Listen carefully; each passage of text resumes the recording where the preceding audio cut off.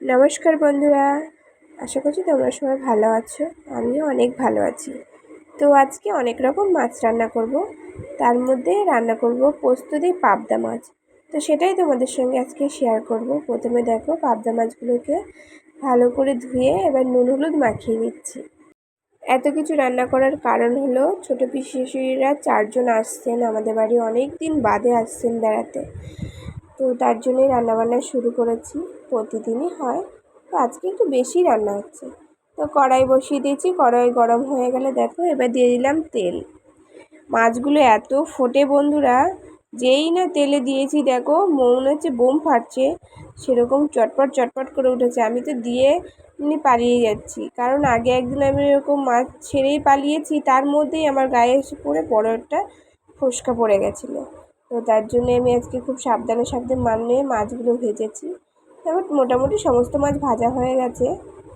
আর এখানে মশলা করে নিয়েছি, আদা জিরে একটু রসুন দিয়েছি, সমস্তটা শুকনো লঙ্কা বেটে টেটে রেখে দিয়েছি। আর এবার দেখো কড়াইতে দিয়ে দিলাম পেঁয়াজ, সামান্য ছোট্ট একটা পেঁয়াজ দিয়েছি, আর দিলাম টমেটো দিয়ে ভালো করে কষিয়ে নিচ্ছি একটু, যতক্ষণে পেঁয়াজটা একটু ভাজা ভাজা হচ্ছে ততক্ষণ পর্যন্ত কষাতে হবে। এবার বেটে রাখা যে আদা রসুন পেঁয়াজের পেস্টটা আছে না, সেটা 2 চামচ দিয়ে দিলাম। তোমরা পারলে দিতে পারো, না পারলে নাও দিতে পারো, কোনো সমস্যা নেই।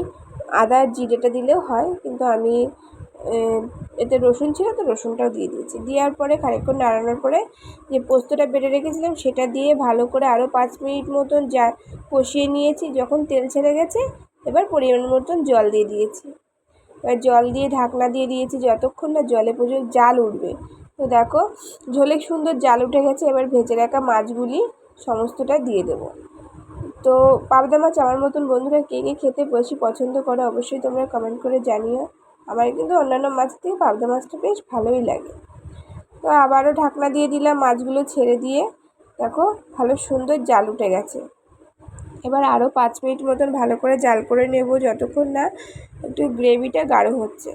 তো তারপরে দেখো নামিয়ে নিলাম, রেডি হয়ে গেছে আমার পাবদা মাছের ঝাল।